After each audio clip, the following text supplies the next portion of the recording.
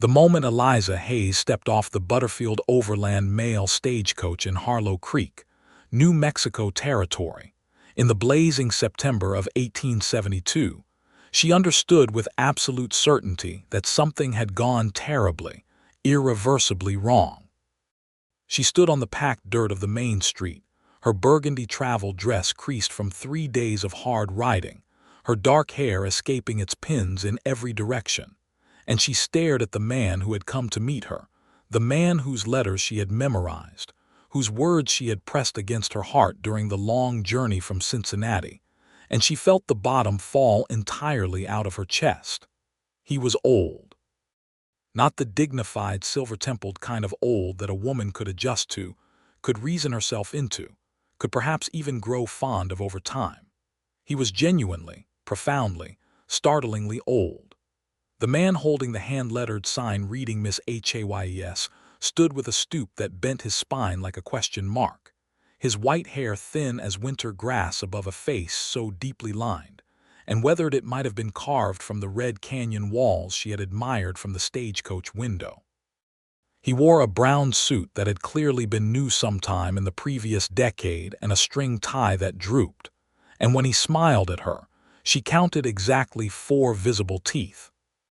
His name was Harlan Pruitt, and according to every letter he had sent her through the Matrimonial Correspondence Bureau of Cincinnati, Ohio, he was 42 years old. He was not 42 years old. He was not, by any reasonable estimation, anywhere within 30 years of 42 years old. The stagecoach driver had not yet descended from the box. Chester Trask sat up there on the high wooden bench with the reins still loose in his calloused hands, and he watched the whole scene unfold in the way a man watches a brush fire he cannot stop, with a kind of helpless, aching recognition. He had seen this before. Not precisely this, not this woman, not these exact circumstances, but variations on this particular disaster had played out in Harlow Creek before, and in Rattlesnake Gulch, and in Dust Fork, and in every other small, desperate settlement along his route where lonely men sent letters and lonely women answered them, and the distance between the two allowed for a quality of creative autobiography that might charitably be called optimistic. He climbed down from the box.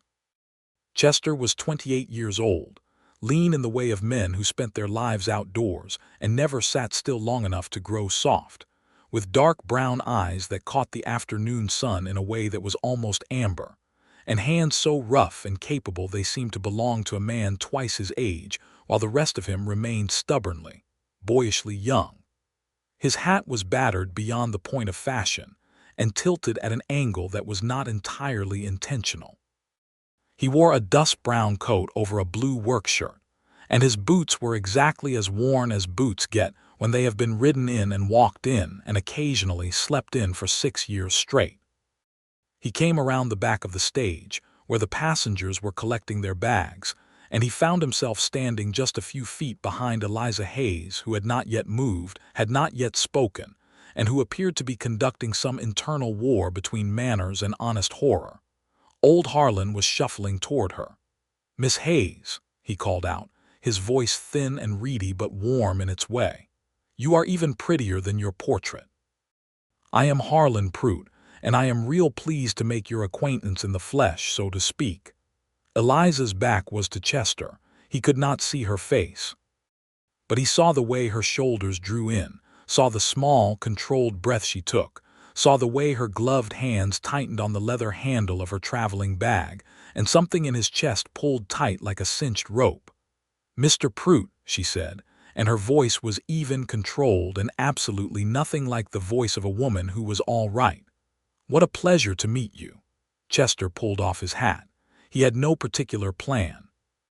He acted on instinct the way he always did, the same way he handled a spooked horse, quietly, carefully, without sudden movements. "Ma'am," he said, stepping up to her side, addressing her and the old man both, his voice pitched low and genuine. "Chester Trask, I drive this route. Miss Hayes, I want to apologize on behalf of the whole territory for any—" he paused, searching for the right word and landed on it. surprises you may have encountered today. The mail service out here is not always as reliable as it ought to be, and some things get lost in translation between a man's pen and the page. Eliza turned to look at him. He had a fraction of a second to register that she was younger than he had somehow expected, mid-20s at most, with large gray eyes that were currently doing about 6 different things at once, all of them complicated, and then her expression settled into something careful and polite and quietly desperate. "Thank you, Mr. Trask," she said. Old Harlan arrived at her elbow, and up close the disparity was even more pronounced.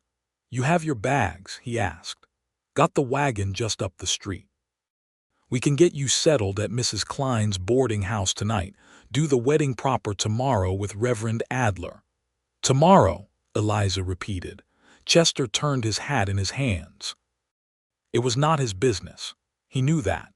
The circuit had been running this same route since 1868, and he had made a personal rule about not inserting himself into the domestic arrangements of passengers and their intended parties. And it was a good rule, a sensible rule, a rule that had served him very well. "Mr. Pruitt," he said, absolutely breaking that rule, "you mind if I carry Miss Hayes's trunk up to Mrs. Klein's?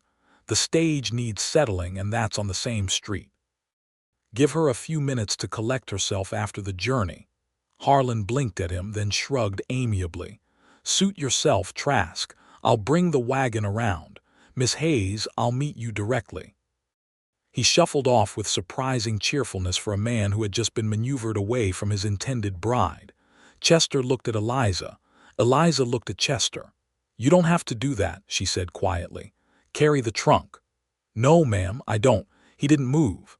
"You doing all right?" she laughed, and it was the strangest, most honest laugh he had heard in a long time, half amusement and half something that might have cracked into tears if she'd let it. "His letters said he was 42 years old," she said. 42, Chester nodded slowly. "He's 73. 73. Yes, ma'am. He is 31 years older than his letter suggested." "Yes, ma'am." She pressed her free hand against her sternum as though checking that her heart was still there. "I left Cincinnati. I left my father's house and my position at the dressmaker's and my whole—" She stopped. "I spent $8 on this dress," she said, which he understood had nothing to do with the dress at all. "I answered his advertisement because he wrote beautifully. He wrote about the sky here and the way the mountains look in the morning, and how a man could build something real if he had the right partner beside him." "That part is true," Chester said. "He's not a bad writer. He is 73 years old, Mr. Trask." "Yes, ma'am." He picked up her trunk, which was heavier than it looked. "Come on. I'll walk you to Mrs. Klein's, and you can sit down and have some coffee and figure out what you want to do." She fell into step beside him. The street of Harlow Creek was dusty and straight and lined with unpainted storefronts that listed slightly in the afternoon heat. A man outside the general store watched them pass with idle curiosity. 2 horses stood hitched to the rail outside the saloon with the practiced patience of animals that had long since made their peace with waiting. "What are my options?" she asked. "Practically speaking." Chester thought about it honestly. "You could marry him. He owns a decent spread about 4 miles east of town. Not wealthy, but solid. He is old, but he's not mean, and there are worse things in this territory than an old husband with land." He paused. "You could also choose not to. You have enough in the funds he sent for your travel to buy a return ticket to Cincinnati if that's what you want, or you could stay in Harlow Creek and look for work. Mrs. Klein's husband runs the general store, and she's always saying she needs a helper. The schoolhouse lost its teacher last month. Can women teach here? Single women mostly. The school board prefers it, lower wages." He said it matter-of-factly, without softening it, and she glanced at him sharply, reading his tone. "At least you don't pretend," she said. "Not generally worth the trouble." He stepped up onto the boardwalk outside Mrs. Klein's boarding house, a white-painted 2-story building with a wreath of dried flowers on the door, and set down her trunk. He knocked. Mrs. Klein, broad-shouldered, sharp-eyed, with the efficiently warm manner of a woman who had kept a household, Running through 3 hard winters and a cattle plague opened the door and took in the situation with one comprehensive glance. "Come in, dear," she said to Eliza. "Chester, bring that trunk around to the back room." To Eliza again, "You look like you need coffee and something solid to eat." "I look that bad?" Eliza asked. "You look like a woman who just arrived in New Mexico territory and found out the West is wider and harder and older than advertised." Mrs. Klein smiled at her. It was a good smile, the kind that had nothing to do with performance and everything to do with understanding. "It happens. Come in." Chester brought the trunk inside and set it down in the back room, and then stood in the kitchen doorway and accepted the cup of coffee. Mrs. Klein pressed into his hand, because refusing Mrs. Klein's coffee was not something he did. Eliza sat at the kitchen table. She had taken off her gloves and set them beside her cup, and she stared at the coffee with the particular intensity of someone trying not to think in too many directions at once. Up close in the bright kitchen, she was more than pretty in the simple sense. She was vivid in the way some people are, as if they take up slightly more space in the eye than their physical dimensions would suggest. Her gray eyes had gone thoughtful, and there was a line between her brows that told him she was already working the problem rather than dissolving into it. He respected that immediately. "What do you know about teaching?" Mrs. Klein asked her, settling across the table with her own coffee. "I know reading and writing and arithmetic through figures, and I know history and geography and a fair amount of natural science," Eliza said. "I tutored the Whitmore children in Cincinnati for 2 years before I took the dressmaking position. That's more than old Mr. Pemberton knew, God rest him, and he taught here for 11 years. Mrs. Klein glanced at Chester. "The school board meets Thursday." Chester looked at Eliza. Eliza looked at him. "I haven't decided anything yet," she said. "You have until tomorrow morning," he said. "That's when Harlan expects an answer." She nodded slowly. "Then I have until tomorrow morning." He set down his coffee cup. The afternoon was getting on, and he had horses to see to and a stage to check over for the morning run. He had said more to this woman in the last 20 minutes than he typically said to people in a full day, and he was not entirely sure what to make of that. "Miss Hayes," he said, pulling his hat back on, "I'll tell you one thing for nothing. Whatever you decide, you didn't make a mistake coming here. The territory has a habit of working out for people who are willing to let it." She looked up at him. The afternoon light came through the kitchen window and caught her eyes. "Is that a promise, Mr. Trask?" "Not generally in the business of promises," he said. "But I've been driving this route for 6 years, and I've watched the territory do a lot of things, and most of them were good in the end." He left before he could say anything else he hadn't planned on saying. He spent the evening at the livery, rubbing down the horses with the focused, methodical attention that had always been the clearest way he had of quieting his mind. The 2 lead mares, Bess and Cordelia, he'd named Cordelia himself. After a passage in a book the previous driver had left in the boot of the stage, stood patient and warm under his hands, and the familiar smell of hay and horse and lantern oil was exactly as grounding as it always was. He thought about gray eyes. He thought about a woman who had left everything she knew to come here on the strength of a letter written by a man who had lied about his age by 30 years. He thought about the way she'd said, "I spent $8 on this dress," and how that had been the most honest accounting of loss he had heard in a long time. He was still thinking about it when he fell asleep on his cot in the livery loft, which was not something he typically did where passengers were concerned. In the morning, old Harlan Pruitt arrived at Mrs. Klein's boarding house at 8 o'clock and emerged 45 minutes later looking not devastated exactly, but somewhat deflated, the way a man looks when he has received news he was half expecting and is too old and too honest with himself to pretend otherwise. Eliza had said no. Kindly, clearly, and finally she had said no. Harlan told Chester this himself, in passing, outside the general store. "Can't say I blame her," the old man said, not without dignity. "My sister wrote those letters for me. She has ideas about what 42 looks like." He patted his pockets vaguely. She's a good-looking woman, Miss Hayes. You make sure she gets settled all right." Chester looked at him. "That your actual concern? I'm old, not blind," Harlan said mildly and shuffled away. Chester found Eliza at the school building, a single-room clapboard structure on the north end of town that had been dark and shuttered since Pemberton's funeral in August. She was standing outside it looking at the padlock on the door with an expression of concentrated assessment. "The school board meeting isn't until Thursday," Chester said, coming up behind her. "I know. I'm looking at the building." She turned to face him. She had changed into a simpler dress, a practical gray blue that suited her better than the elaborate burgundy of yesterday, and her hair was braided and pinned with more success than it had managed on arrival. She looked, he thought, like someone who had slept through a problem and come out the other side of it. "I told Mr. Pruitt this morning." "I know, he told me." She studied his face for a moment. "Does he really have a sister who wrote his letters?" "Letitia Pruitt, down in Socorro. She's 68 years old and has strong opinions about the power of correspondence." He paused. "She's also the one who placed the advertisement in the Cincinnati papers. She used her brother's name. She used her brother's name and her own imagination." Eliza was quiet for a moment, and then she laughed properly this time, a full, warm, slightly incredulous laugh that opened up her whole face. "That is the most extraordinary thing I have heard in my entire life.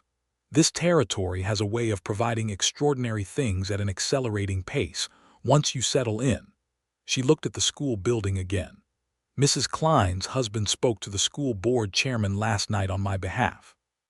Apparently the chairman's 3 children have been running feral since Mr. Pemberton died, and he is highly motivated." She paused. "He said if I can demonstrate basic competency by Thursday, the position is very likely mine." "Competency in what?" "Reading aloud from a primer, apparently. Some arithmetic on a slate board." She looked at him sideways. "The chairman is coming by tomorrow morning to assess." "You'll manage it." "I know I will. I'm not worried about that." She hesitated, then said more quietly, "I'm worried about everything else. I have enough to stay through the winter if I'm careful, but after that, everything depends on the school board continuing to see things my way." Chester leaned against the school building's outer wall, arms crossed, looking out at the street. 2 riders went past on their way north toward the mining claims. A woman in a sunbonnet came out of the dry goods store with a paper-wrapped bundle. A dog of ambiguous breed trotted purposefully through the middle of everything. "The town needs a teacher more than a teacher needs the town," he said. "You have leverage, even if it doesn't feel like it yet." She turned to look at him directly. "You have a habit of saying practical things in a way that makes them sound almost like reassurance." "I don't tend to do false reassurance," he said. "It's a waste of everybody's time." "No," she said. "You don't, do you?" She said it like she was filing it away somewhere. "How long have you been driving this route?" 6 years. Came up from Texas in '66, took the stage work because it was steady and I knew horses." "Do you like it?" The question was simple and direct, and it caught him slightly off guard because it was not the question people usually asked. They asked how far to the next station, or whether the North Pass was safe, or whether he'd heard about the trouble up at the Navajo agency. They did not generally ask whether he liked his work. "Yes," he said, and found that he meant it. "I like moving. I like knowing the country. I like that every day the weather and the road are different and you have to pay attention." He paused. "It gets lonesome in stretches." She nodded, as if that were the expected and true answer. "Everything gets lonesome in stretches." They stood together in the morning sun outside the dark school building, and the silence between them was not uncomfortable, which was the kind of thing you only noticed after the fact, when you were back in the livery rubbing down horses and trying to understand why the day had felt different than other days. The school board chairman, a weather-beaten rancher named Eliza Boone, arrived the next morning as promised, bringing with him his 3 children, a boy of 12 named Samuel who looked like trouble, a girl of 9 named Ruth who looked like she had been keeping Samuel in line for most of her young life, and a boy of 6 named Peter who said nothing, but watched everything with enormous careful eyes. Elias Boone himself was polite in a compressed, businesslike way, as if warmth were a luxury he had learned to ration. Mrs. Klein had loaned Eliza the use of her sitting room for the demonstration, and Chester happened to be passing. He had told himself 3 times that he was passing, not lingering, when he heard Ruth Boone's clear, admiring voice from inside saying, "Miss Hayes, can you do the one about the rivers again?" He stopped on the boardwalk outside the window and allowed himself exactly 1 moment of satisfaction. He was building a habit, he realized, of allowing himself exactly 1 moment of things where Eliza Hayes was concerned, and then firmly moving on, and he was not yet sure whether that was wisdom or cowardice. The school board met on Thursday. On Friday morning, Eliza Hayes was the teacher of Harlow Creek School at a salary of $18 per month, and the use of the small room attached to the back of the school building as living quarters. Chester helped her move her trunk from Mrs. Klein's. She didn't ask him to. He arrived at the boarding house with the small handcart he borrowed from the livery, and she was standing outside with the trunk and 2 smaller bags, and she looked at the cart and looked at him and said, "You were just passing by." More or less. She smiled at him, and it was small and private and seemed to belong only to the 2 of them in a way he hadn't expected. The room at the back of the school was small and smelled of old chalk dust and coal smoke, and it had 1 window that faced east so the morning light came directly into it, which Eliza said was perfect. It held a narrow bed, a small iron stove, a table, 1 chair, and a row of hooks on the wall. It was the smallest, sparest set of living quarters Chester had seen that wasn't a bunkhouse or a trail camp, and Eliza looked around it with every sign of genuine satisfaction. "This is exactly what I need," she said. "It's not much." "It's entirely mine," she said simply, and he understood immediately and completely. He drove his regular route twice a week south to Mesilla, north to Santa Fe, with Harlow Creek in the middle, and the weeks began to build their structure around that rhythm. He found himself noting things along the road that he thought she might like to hear about. A cluster of Apache riders he'd seen moving east along the ridge, peaceful and purposeful, their horses painted in ways that told stories he only partly understood. A canyon he'd passed through in the early morning, where the light hit the sandstone in colors he had no words for. A coyote that had trotted alongside the stage for nearly a quarter mile before veering off into the scrub brush with what Chester privately thought was a look of professional assessment. He told her these things on his stops in Harlow Creek. She taught school 5 days a week, and in the evenings she sat outside her east-facing window and read or wrote letters, and when Chester's stage came in, she was often still there in the long golden light of late afternoon, and they talked. He told her about the Apache riders, and she wanted to know what direction they had been going, and what season it was, and what she knew about the history of the territory, which was more than he expected, and had clearly been research conducted in the weeks since her arrival.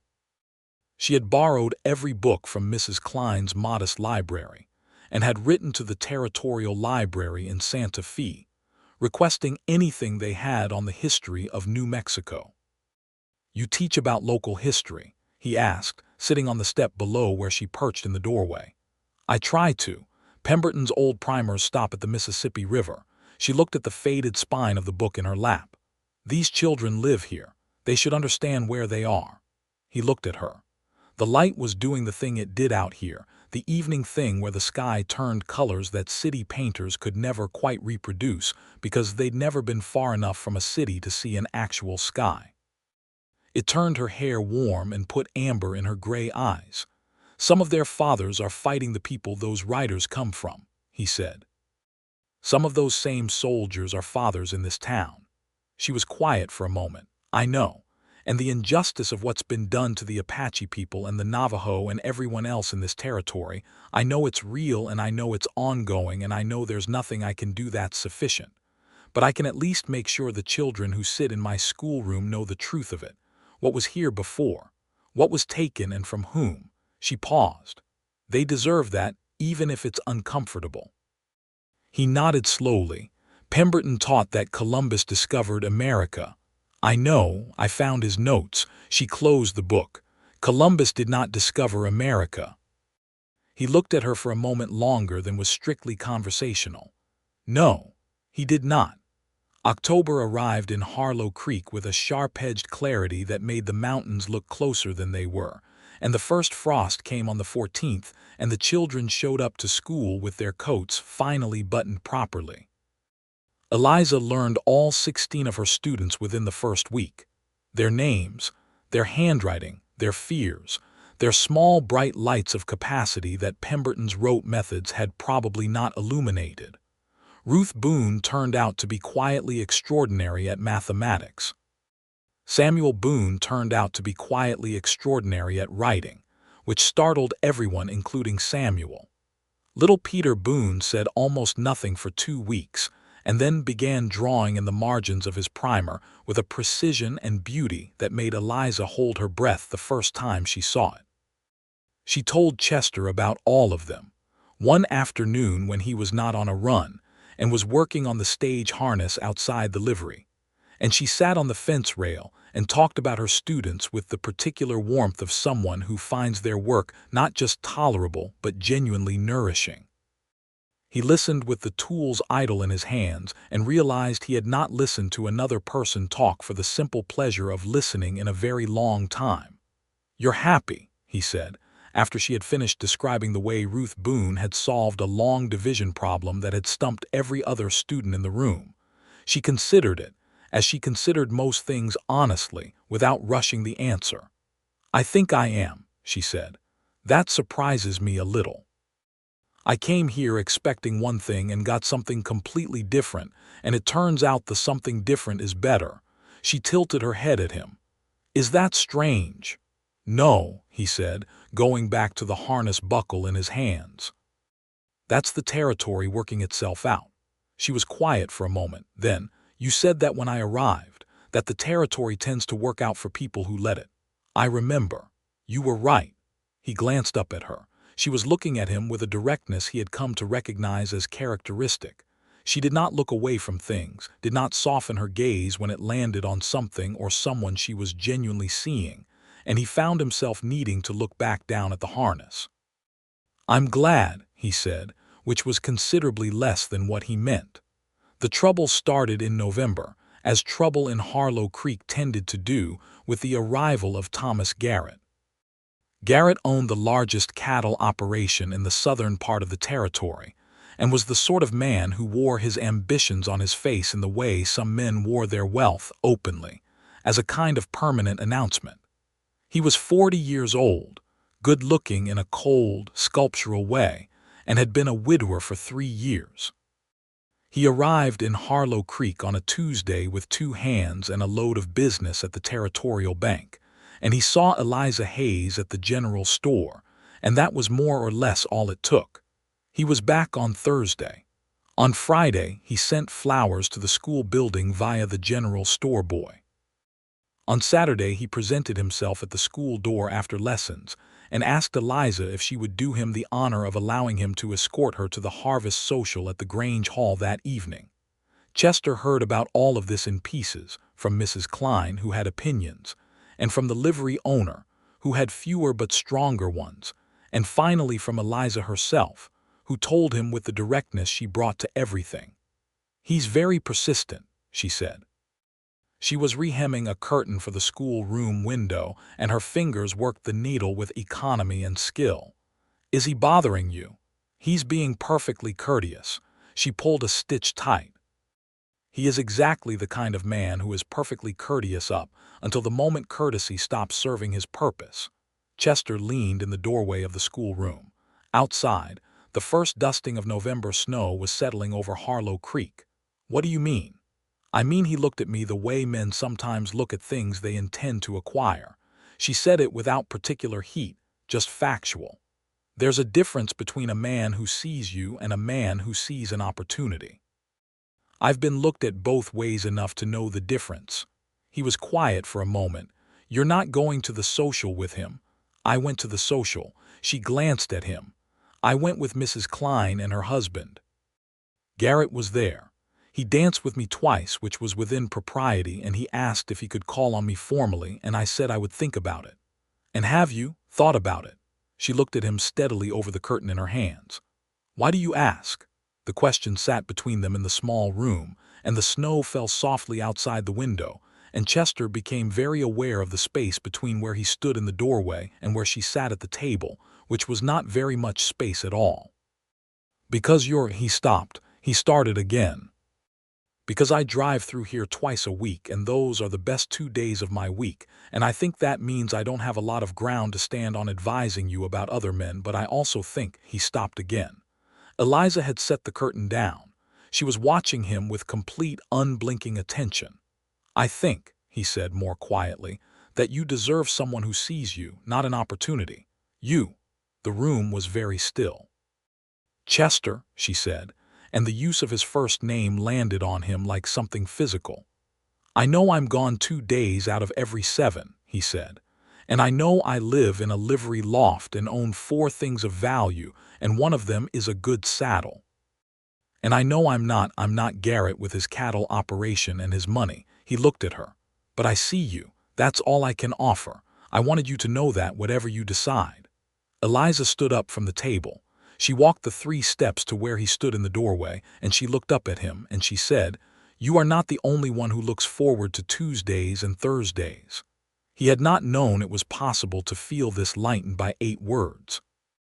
He reached up and tucked a loose strand of hair behind her ear, a gesture so instinctive and gentle that it surprised him almost as much as it surprised her, and she stood very still and let him, and then she smiled, and it was the fullest, most uncomplicated smile he had seen on her face in the 2 months since she had stepped off his stagecoach into the wrong life and landed in the right one. I'm going to tell Garrett no, she said. That's your decision, he said. I know it is. I'm telling you anyway. He smiled back at her. It was, he thought, a good way to spend a snowy November afternoon. Garrett did not take the refusal with grace. He was, as Eliza had predicted, a man whose courtesy lasted only as long as it served his purpose, and when she declined his formal courtship in a clear and polite letter delivered to his hotel room, the courtesy dissolved and something colder replaced it. He stopped his men from buying supplies at the Harlow Creek General Store, which hurt the Kleins. He made comments at the Territorial Bank about the quality of education in a town that would hire a woman with no formal teaching certificate. He was not precisely a villain. He was simply a man of sufficient power in the territory that he could make his displeasure felt, and he did. Chester heard about the bank comments on his next run-through and found Eliza at her east-facing window with a letter in her hand that she had clearly read more than once. School board, she said, holding it up. Chairman Boone is calling a review of my hiring. Something tightened in Chester's jaw. Garrett's influence. Garrett's money, more likely. She folded the letter precisely. I was hired without a formal certification because the territory allows exceptions in areas with no qualified applicants. Garrett is apparently suggesting there are qualified applicants who were overlooked. Are there? No. There were 2 other inquiries, both from men who had less experience and demonstrated less in the assessment. Boone knows that. She looked at the letter.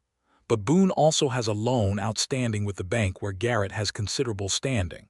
The whole construction of the thing sat between them in the small room, ugly and clear. I'll talk to Boone, Chester said. Chester, I'm not going to threaten him or make speeches, he said. I know Elias Boone. He's not a bad man. He's a man who's being squeezed from a direction he didn't expect. A different direction might provide some relief. He looked at her steadily. I've been driving this route for 6 years. The merchants along the whole line know me. The ranchers who send their cattle east know me. Boone sends cattle on my stage's freight 3 times a year. That's a direction. She looked at him. You would do that. I tell the truth, which is that you are the best thing that has happened to the education of the children in this territory since I've been on this route. I'd let Boone weigh that against whatever Garrett is offering. He paused. That's not threatening. That's just both sides of an account. She stood up and came to him and did something he had not expected. She put her arms around him, properly, fully, her head against his chest, and held on. He stood for one stunned moment and then wrapped his arms around her and held her back. "Thank you," she said, into his shirt. He pressed his lips briefly against the top of her head. "You worked too hard for this," he said. "I'm not going to let some cold-eyed cattle baron unwork it." Chester spoke to Elias Boone the next morning over coffee at the diner on Main Street.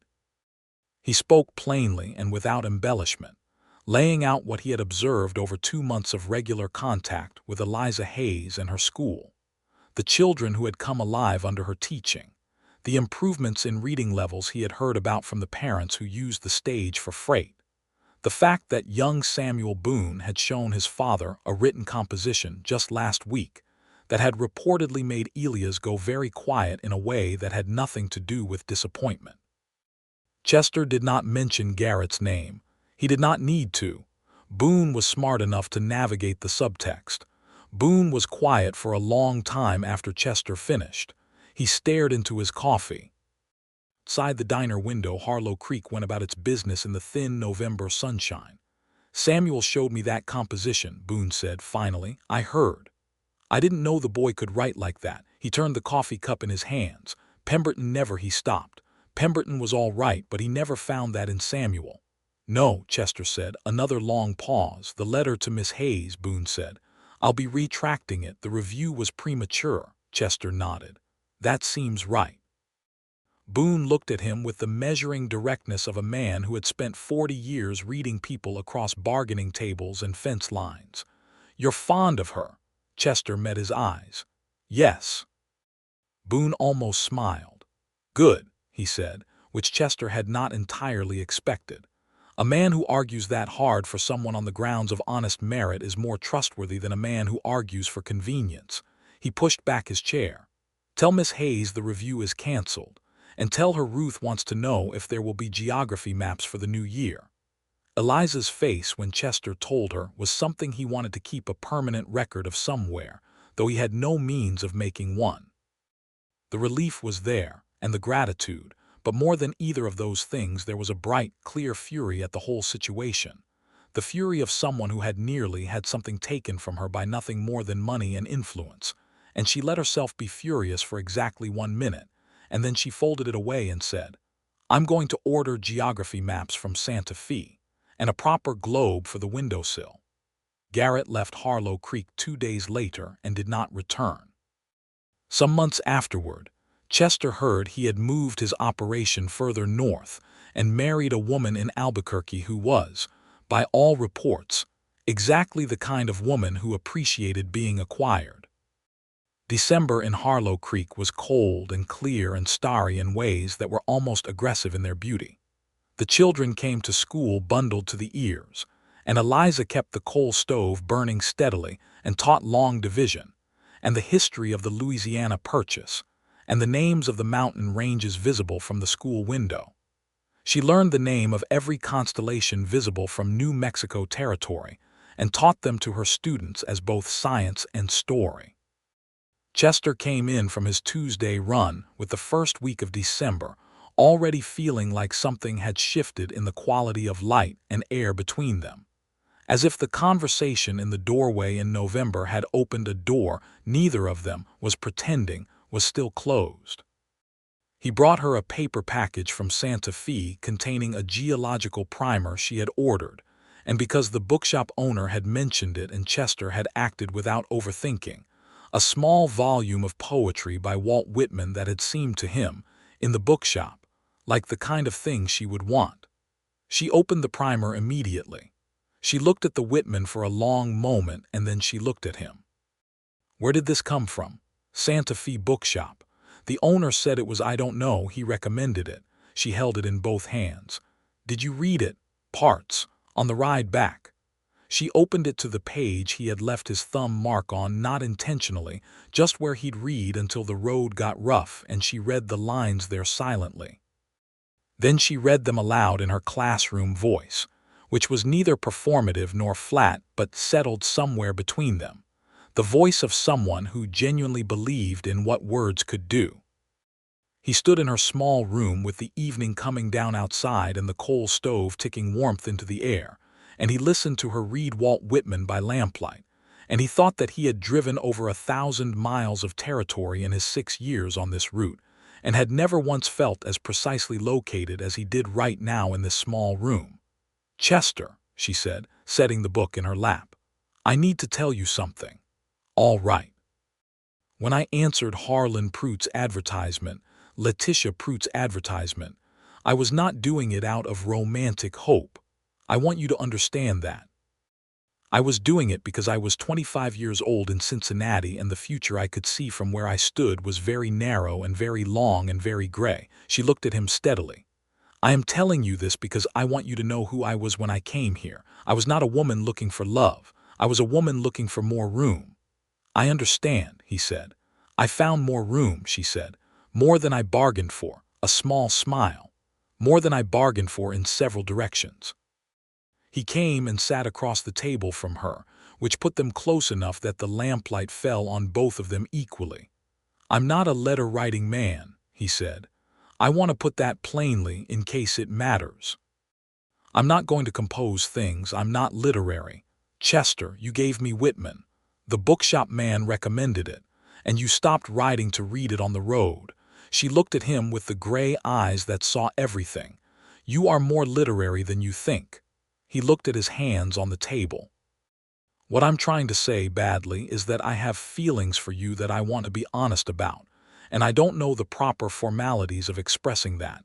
And the only thing I know to offer is that they're real, and they don't have anything to do with you being convenient or available." He looked up.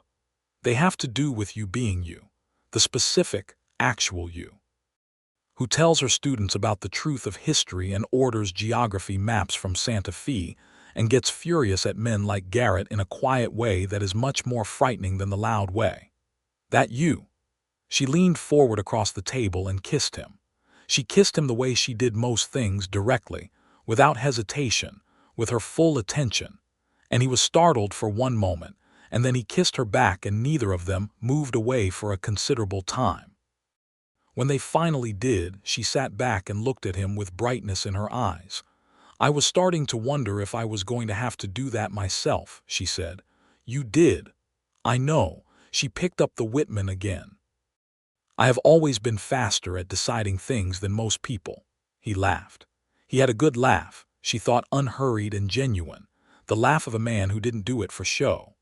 Christmas came to Harlow Creek, and the children put on a pageant that involved Ruth Boone reciting a list of New Mexico Territory's geographical features from memory, while Samuel Boone played the fiddle with technique borrowed from the livery owner, who turned out to be a surprisingly accomplished musician. Eliza had organized the whole thing, and Chester watched from the back row of the assembled parents and ranchers and townspeople, and felt the particular and unusual sensation of watching someone you love be very exactly who they are. He had thought the word now several times quietly, without announcing it. Love.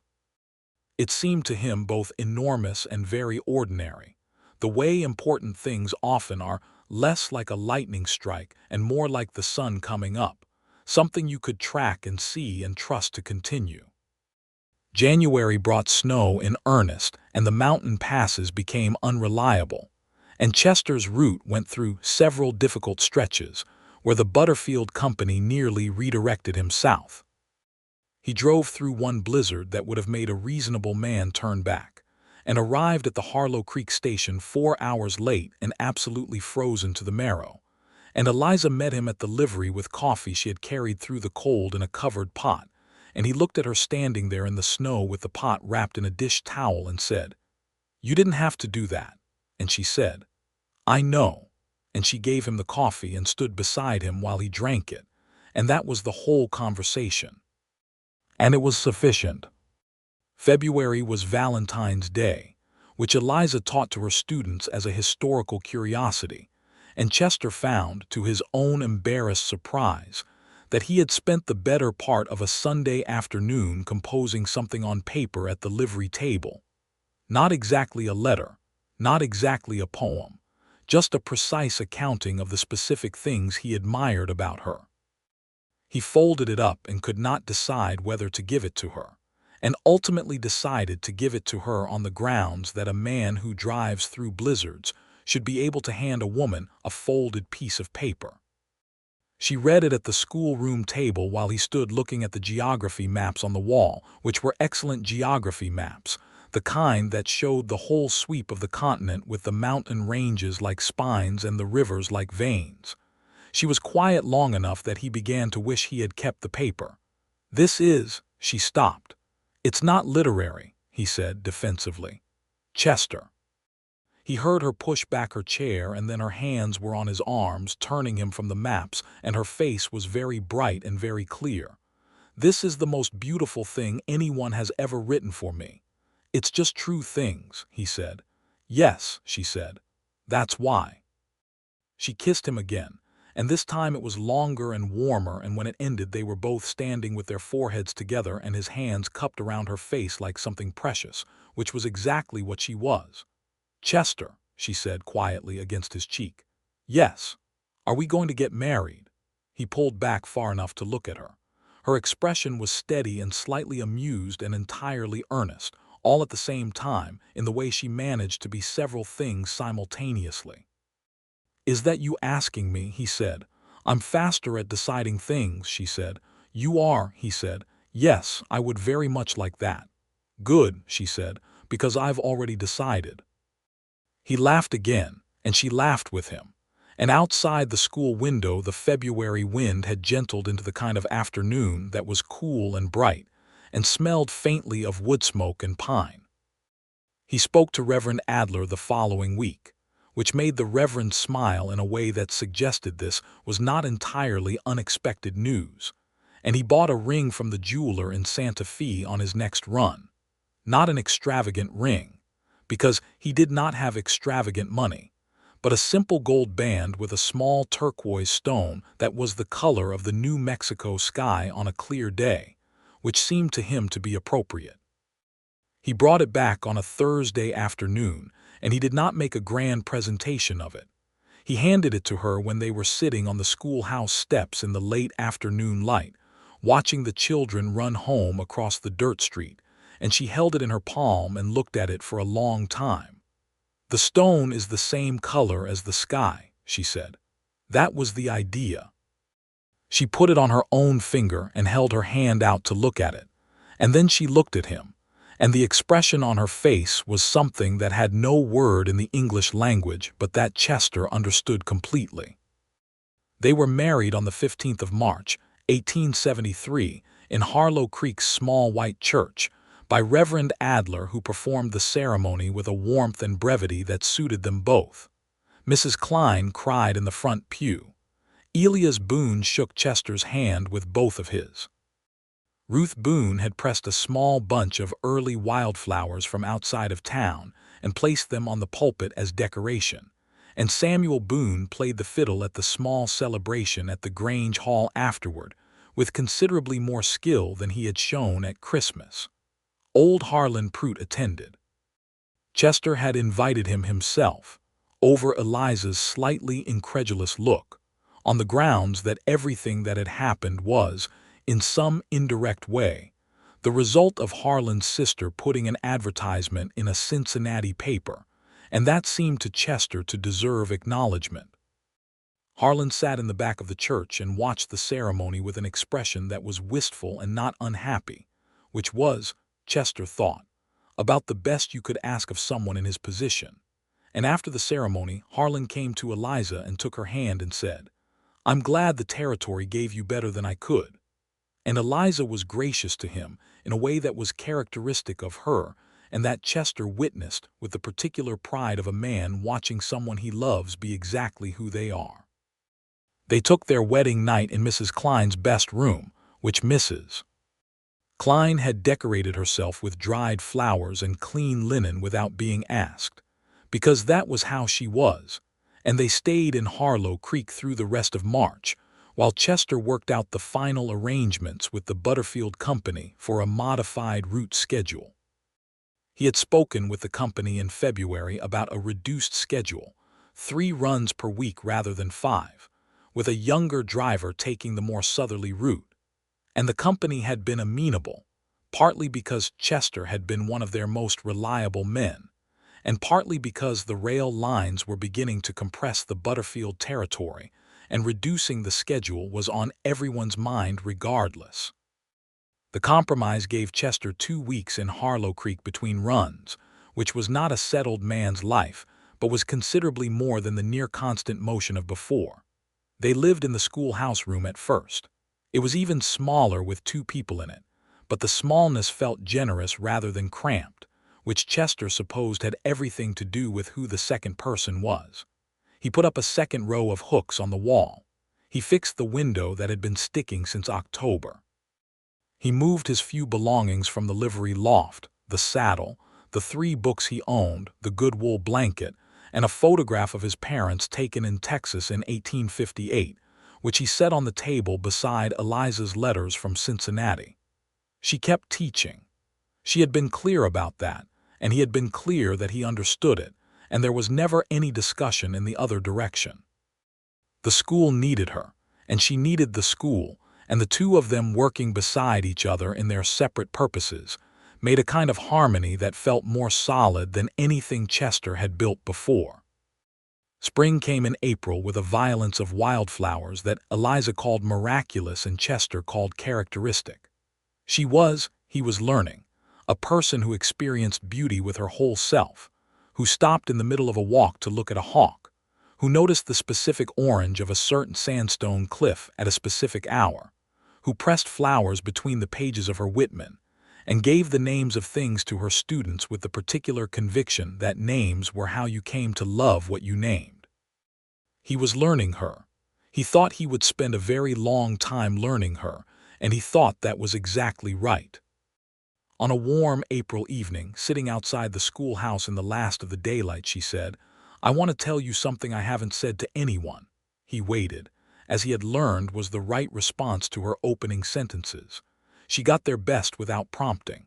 "When I left Cincinnati, my father, we didn't part well." She looked at her hands. "He thought what I was doing was foolish and desperate, and he said so in those words. He thought a mail-order arrangement was beneath us, which was interesting because we had very little for it to be beneath." She paused. "I wrote to him when I arrived here. I told him about the school. I told him about Mr. Pruitt and the mismatch and about finding the teaching position, and I told him about you." She glanced at him. "He wrote back last week." Chester waited. "He said he is glad I have found my footing." She smiled, and it was complicated and real. "He signed it your father, which is exactly how he signs everything, but there was a postscript, and the postscript said, 'A man who drives through blizzards for the woman he loves is worth knowing. So you have made a favorable impression in Cincinnati.' I didn't know you told him about the blizzard." "I tell him everything in letters. It's easier than in person." She looked at the darkening sky. "I want to write to him about the wedding. I want to ask if he'd come visit in the summer. I think you should." "I think so too." She leaned against him, her shoulder against his, which was something she had started doing in the evenings and which he had come to require the same way he required coffee in the morning. "I also think—" She stopped. He looked down at her. "What do you think?" She was quiet for a moment, and then she looked up at him with gray eyes gone soft and clear. "I think this room is about to be too small," she said. He processed this for a moment, and then he understood, and the understanding was like the geology primer and the Whitman and the turquoise ring all at once, something precise and vast that he had not known he was waiting for. "You're sure?" he said. "I'm faster at deciding things," she said, which was not entirely an answer to the medical question, but was an answer to the one he had actually asked. He put his arm around her and pulled her close and pressed his lips to her hair. "Then we need a house," he said. "We need a house," she agreed. They found the house in May. It was a mile east of town, a solid 2-room adobe construction on a small claim with a well that worked, and a view of the Oregon mountains that on clear mornings looked like a cathedral made of stone. It needed work. The roof needed attention in 2 places, and the second room needed replastering. And the price was within what they had saved combined if Chester did the repair work himself, which he was entirely capable of. He spent 3 weeks patching the roof and replastering the second room, while Eliza continued teaching and came out to the claim in the evenings with sandwiches wrapped in cloth and stood in the cooling air and told him about the day at school, and he worked and listened, and they built the house into a home while she was still carrying their child, and the summer of New Mexico territory unfolded around them in colors that were not subtle. Her father, James Hayes, came from Cincinnati in July. He was a slight, quiet man in his 60s with his daughter's gray eyes and a careful manner that Chester recognized as a different version of her directness. The same quality turned inward rather than out, checked by habits of restraint that she had evidently broken long before he had. James Hayes looked at the house and the mountains and the school building in town and at Chester for a long time, and then he said to Chester, privately, by the well, "She looks like herself here." "More than she ever did in Cincinnati," Chester nodded. "I think this is where she was supposed to be." James Hayes looked at the mountains. "She wrote to me about the Apache riders, about teaching the history of this place honestly." He paused. "Her mother would have been proud of that." "Her mother," Chester said carefully, "died when Eliza was 17, James said simply. "The gray eyes are from her. Most things are from her." He looked at Chester with the same direct gray gaze, just older and more guarded. "Take care of her." "She takes care of herself mostly," Chester said. "I just make sure there's coffee when she needs it and a clear road when she wants one." James almost smiled. "Yes," he said, "that's right, that's what it takes." James Hayes stayed 3 weeks and left with a standing invitation to return at Christmas, which he said he would consider seriously, which from James Hayes apparently meant yes. Their son was born on the 22nd of September, 1873, exactly 1 year after Eliza had stepped off Chester's stagecoach into Harlow Creek. The birth was attended by Dr. Ambrose Walsh, who drove out from town in time to be useful, and by Mrs. Klein, who had appointed herself indispensable in the matter and was exactly that. Chester was in the house for all of it, which was not the custom in most of the places he had been, but Eliza had been plain about wanting him there, and Walsh had shrugged, and Mrs. Klein had simply handed him a damp cloth and told him to be useful, and he had been. The boy was healthy and loud, and had his mother's gray eyes and something about the set of his mouth that Mrs. Klein insisted was Chester's stubbornness made visible. They named him James William Trask. James for the grandfather who had come to see he was a man worth knowing, and William because Eliza wanted, she said, a Walt Whitman reference somewhere in the household that Chester couldn't pretend he hadn't invited. Chester held his son in the first blue hour of the morning, after the doctor had gone, and Mrs. Klein had gone to sleep in the second room, and Eliza lay in the bed exhausted and bright-eyed and more present than anyone he had ever seen, and he thought about the stage route and the blizzard and the way the territory looked from the driver's box at first light, and he thought about gray eyes and Whitman and turquoise the color of the sky, and he thought that all roads, given enough distance, led exactly where they were supposed to.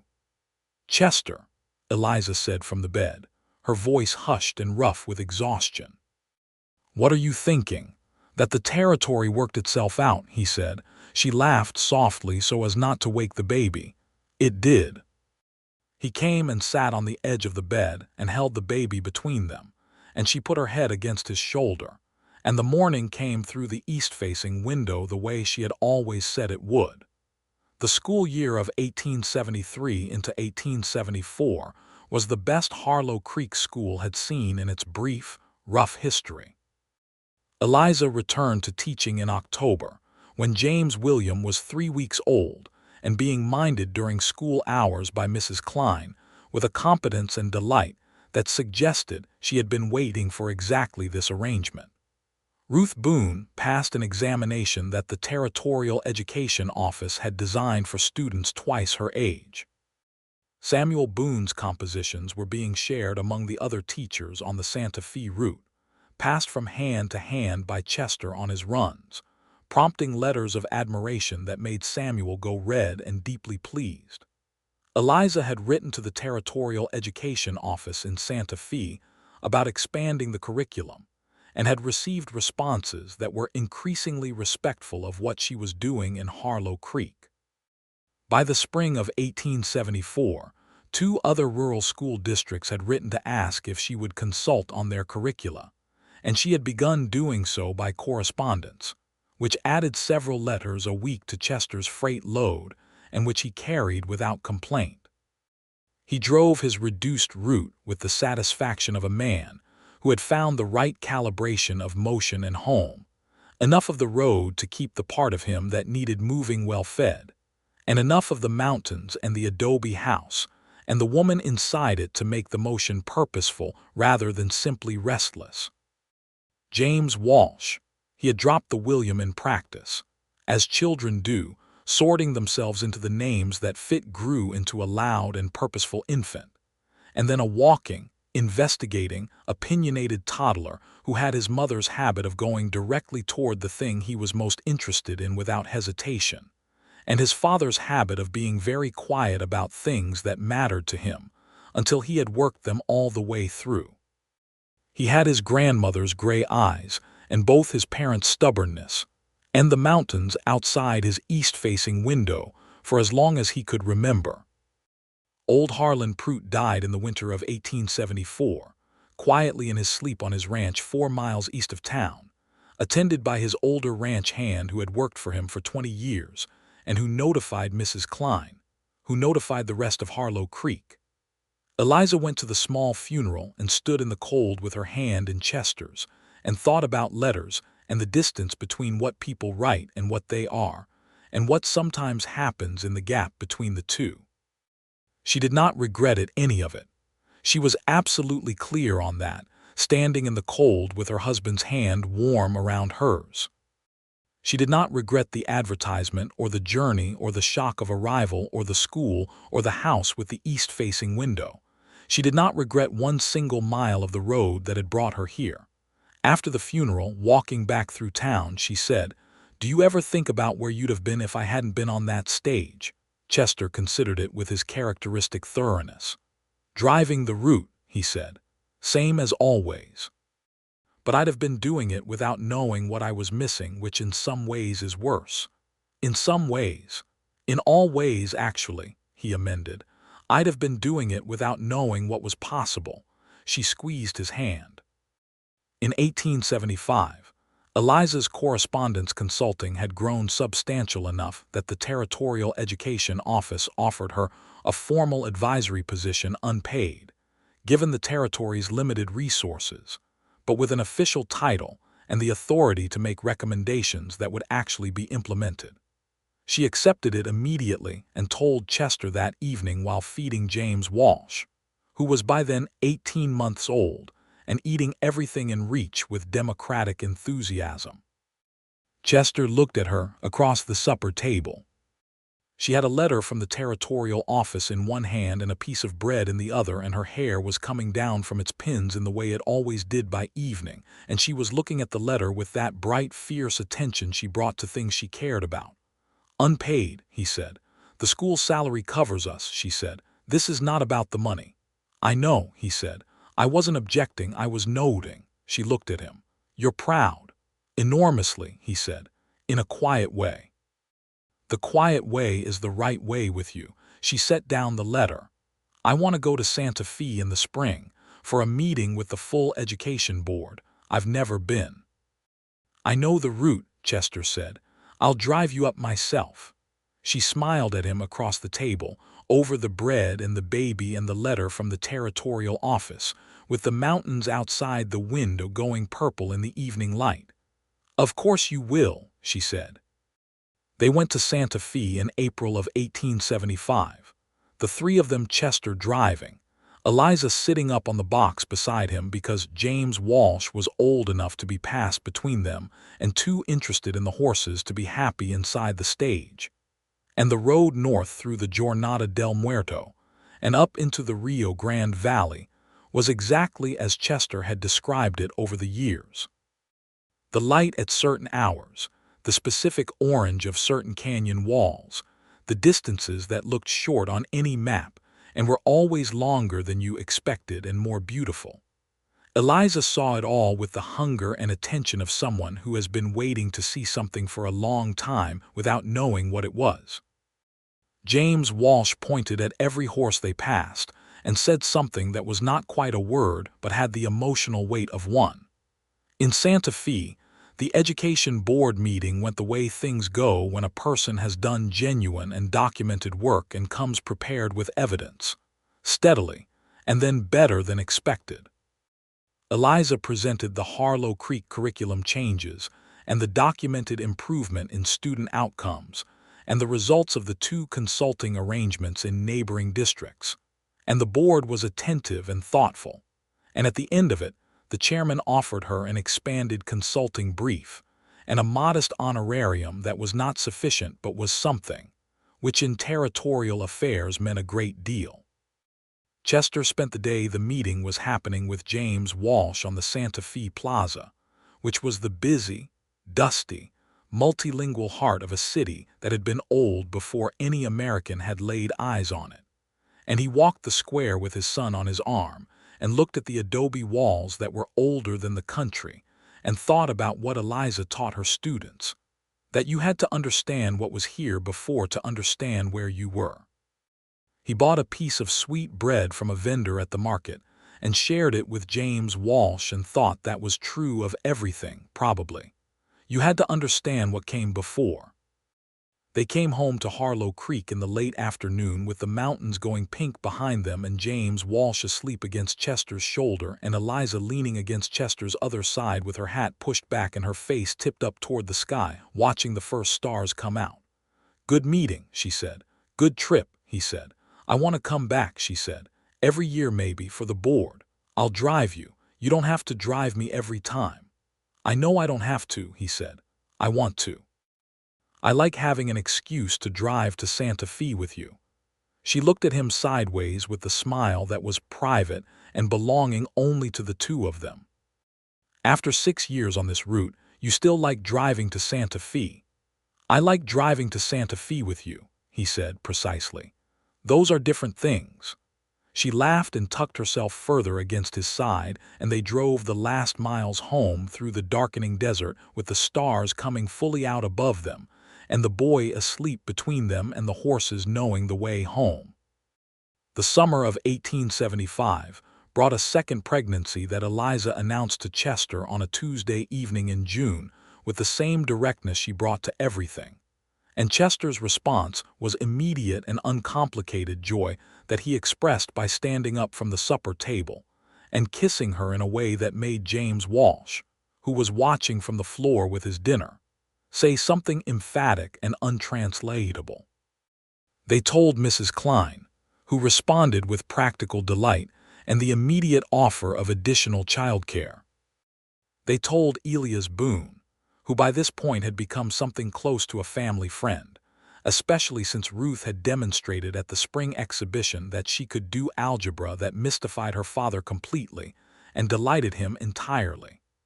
They told James Walsh, who at 20 months old absorbed the information with the equanimity of someone who had not yet learned to be concerned about changes to the household. Eliza's father came at Christmas, as he had the year before, and this time he stayed a full month and taught James Walsh to play a simplified form of checkers and sat with Chester in the evenings drinking the whiskey Chester kept for guests and talking about things: history, territory, the state of Reconstruction in the East, the railroad coming through, with the companionable ease of 2 people who have arrived at genuine respect through direct experience of each other.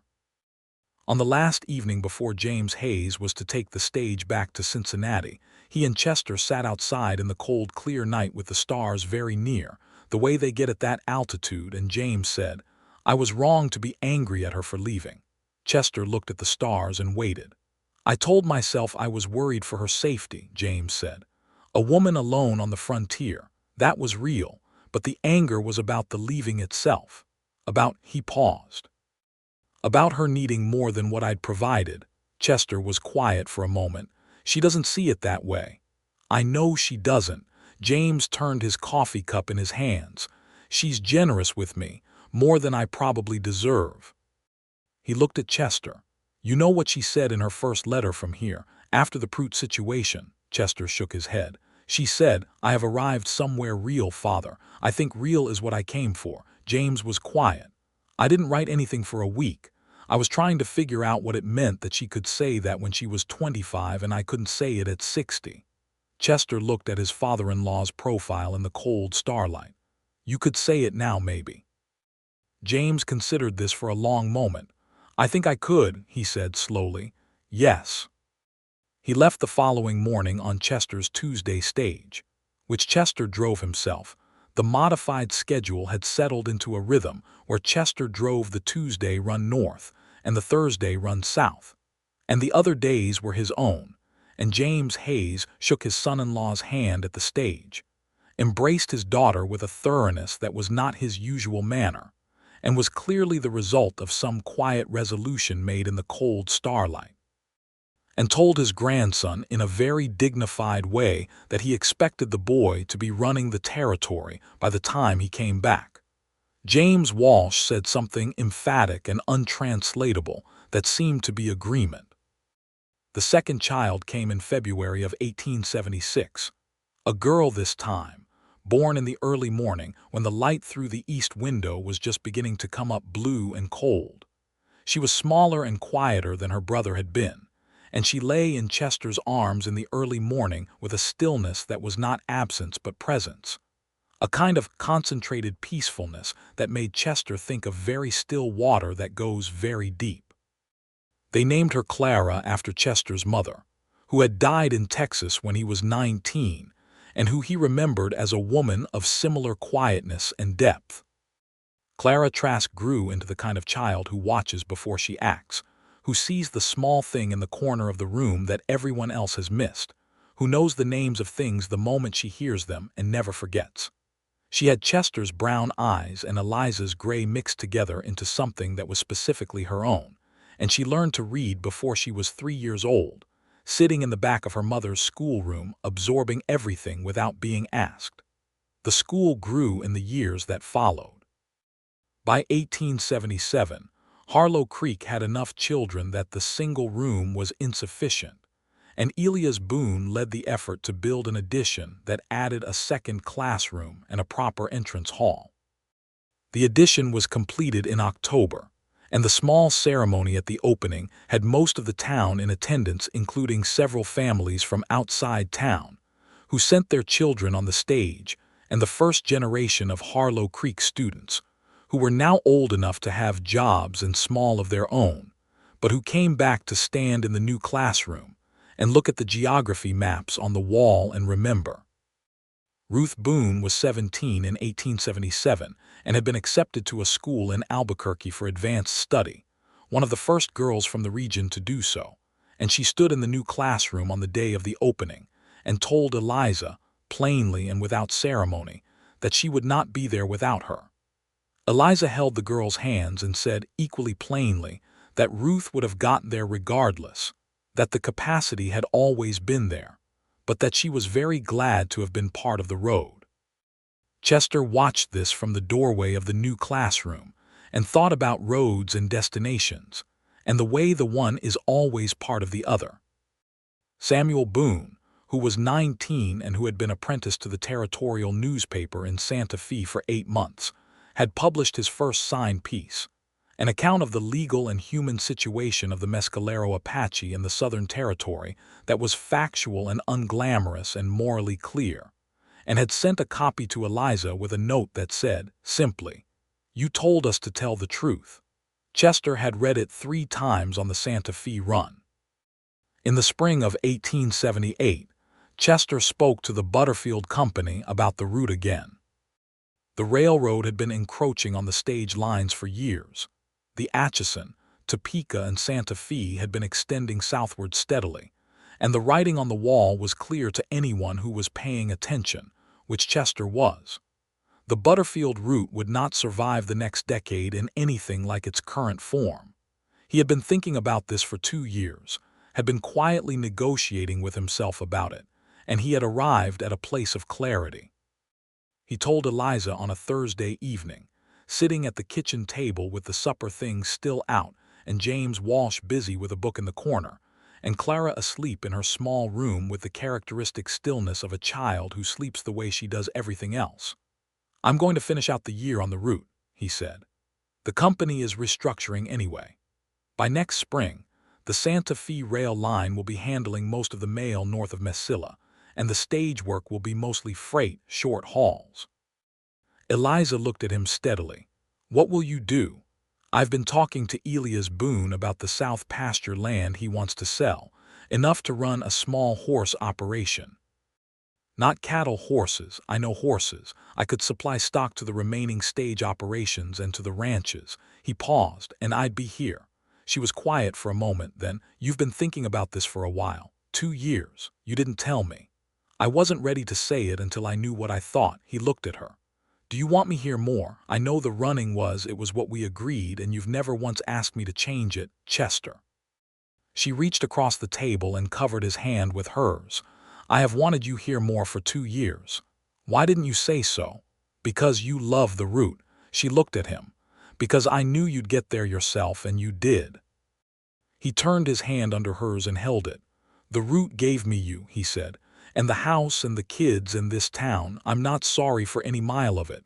"Nor am I," she said, "but I think this is the mile where I stop," he said. She tightened her hand around his. "Then stop," she said. "Come home." Chester Trask drove the last Harlow Creek to Santa Fe Run in November of 1878. With the Oregon Mountains on his left, and the desert stretching east under a sky that was doing everything a New Mexico sky can do when the weather comes through clean and cold. He sat on the box with the reins in his hands and Cordelia and Bess pulling steady, and the familiar weight of the road under the wheels, and he let himself feel it fully all 6 years of it, all the miles and weather and seasons, all the passengers and their stories. The woman who had arrived on this route in September of 1872 to find her life entirely rearranged. He thought about saying goodbye to it might feel sad, and it did, a little. But mostly it felt like the ending of a good story rather than the end of something itself. The part where the road delivers you to where you are supposed to be and the destination begins. He handed the reins to the younger driver at the Santa Fe station and took the train home, which was the first time he had been a passenger rather than a driver in 6 years. And he sat in the train car with his battered hat on the seat beside him and watched the territory go past the window and found, to his own satisfaction, that he knew every mile of it, knew what was around each bend before the train reached it, knew the canyon walls and the dry creek beds and the clusters of cottonwoods along the Rio Grande, knew all of it the way you know a country you have been given the time and motion to learn. Eliza met him at the Harlow Creek station with both children. James Walsh, who was 5 years old, was very serious about shaking his father's hand, which Chester did with the solemnity the moment deserved. Clara, who was 2, held both arms up with an insistence that was characteristic, and Chester lifted her and held her against his chest, and she settled immediately with her small head against his neck with her particular concentrated stillness. "Home," Eliza said, standing before him. "Home," he said. She smiled at him, and it was all of it. The woman who had stepped off the stage into the wrong life and landed in the right one. The teacher who told her students the truth of history. The advisor who wrote letters that changed curricula. The woman who had kissed him first because she was faster at deciding things and had been right about all of it. He kissed her on the station platform, which James Walsh found embarrassing at 5 years old, and Clara patted his face with small, interested hands, and the afternoon light on the Oregon Mountains was doing the thing it does in November when the air is cold and clear, and the stone turns colors that have no names. The horse operation grew well. Chester had a gift for selecting animals that was part instinct and part accumulated knowledge, and within the first year he had supplied horses to 3 of the remaining stage lines and 2 of the larger ranches, and by the second year he had a steady business and 4 good people working with him on the small spread east of town. He was home most evenings. He learned the specific texture of being home, which was different from being in motion, different from the livery loft and the stage box and the long stretches of empty country between stops. It was richer and more demanding home, and it required of him things that the road had never asked for: sustained presence, daily attention, the willingness to be known not just in the moments of clear weather but in the ordinary ones, the tired ones, the ones where supper was late and the children were difficult and the day had not gone as planned. He found, to his genuine relief, that he wanted to give those things.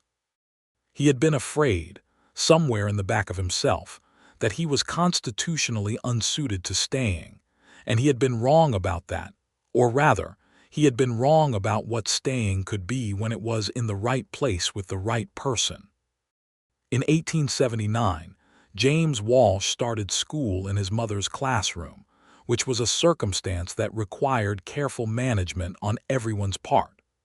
Eliza treated him with the same expectation and rigor she applied to every student. He responded with the combination of effort and pride and occasional dramatic frustration that would have been characteristic of anyone in the position of being 5 years old in his mother's classroom. And Clara sat in the back row and watched all of it with her large, still eyes and absorbed everything. James Walsh turned out, in the fullness of time, to have his father's precise mechanical understanding and his mother's velocity of decision, applied to horses and mathematics in equal measure. He was 8 years old when he told Chester, with the gravity of someone reporting a considered conclusion, that he wanted to learn to train horses. Chester taught him with the patience and pleasure of a man transmitting something he loves to someone he loves. Clara turned out, also in the fullness of time, to have her father's stillness and her mother's precision with words, applied to a specific gift for writing that began manifesting in the back of the schoolroom when she was 4, and became unmistakable by the time she was 6, and produced compositions that made Eliza set them down and sit for a moment before saying anything. Samuel Boone, who by 1880 was a 22-year-old journalist in Santa Fe with a growing reputation for honest and careful territorial reporting, came to visit that summer and met Clara and told Eliza privately, "She is going to be better than I am." "Yes," Eliza said simply, "she is." In the summer of 1880, Eliza's father made his 6th visit to Harlow Creek, staying 6 weeks this time, and he spent a full morning sitting on the schoolhouse steps with Clara reading to him from a primer with the focused intensity of a child who takes reading seriously. And James Hayes sat with his granddaughter in the New Mexico sunshine and looked like someone who had arrived somewhere real. Chester found them there, coming back from the horse yard, and stopped at the gate to watch for a moment before they noticed him. The old man and the small girl with the still, deep eyes and her father's brown hair and her mother's precise mouth, reading aloud in the morning sun with the mountains behind them. He thought about the stagecoach and the packed dirt street and the woman with the burgundy dress and the traveling bag, and how he had climbed down from the box without a plan and acted on instinct, and how instinct had, in this instance, been exactly right. He walked through the gate and James Hayes looked up and nodded at him with the quiet respect of one man, acknowledging another's right place in the world, and Clara looked up from her primer and said, with the directness she had inherited from her mother, "Papa, Grandfather says my reading is very good." "Your grandfather is right," Chester said. Clara considered this, nodded, and returned to the primer. James Hayes looked at Chester with the gray eyes that were Eliza's eyes at a different stage of a different life. "You've done well here," he said. "It was not preamble to something else. It was complete." "We have," Chester said, and that was true and correct and everything it needed to be. They were, all of them, exactly where they were supposed to be, in a small adobe house a mile east of Harlow Creek, with the Organ Mountains visible from the east-facing window, and the school building in town, where the children learned honest history and geography and mathematics, and the names of things, and the horse yard where the work was solid and real, and the evenings where they sat outside in the cooling air and watched the sky go through its extraordinary performance, and the children named the stars their mother had taught them. The territory had worked itself out. It had done what Chester had told Eliza it would do, on the day she arrived in the wrong life and found the right one. It had taken a woman who had come west on the strength of a dishonest letter and given her more room than she could have imagined asking for. It had taken a man who had been in motion so long he had forgotten what it was to be located and given him a destination. The love between them was not the love of letters or grand declarations, though there had been those too in their way.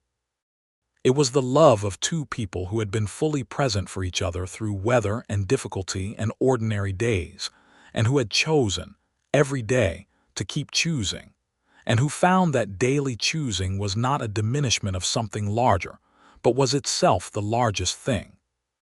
In the last light of a summer evening in 1880, with the children asleep inside and the stars just beginning to come out over the mountains, Chester sat beside Eliza on the step of their house, and she leaned against him the way she always did, and the silence between them was the particular silence of two people who have said everything important and are content to sit inside what they have built. "Chester," she said, very quietly. "Yes, I am very glad I got on that stage." He pressed his lips to the top of her head. "So am I," he said, "so am I." Above them, the sky did what the New Mexico sky does best. It went vast and dark and lit itself with stars so clear and numerous that you could not look at it and feel anything other than the particular combination of smallness and belonging that is the feeling of being exactly where you are supposed to be, on the earth, at this hour, in this life.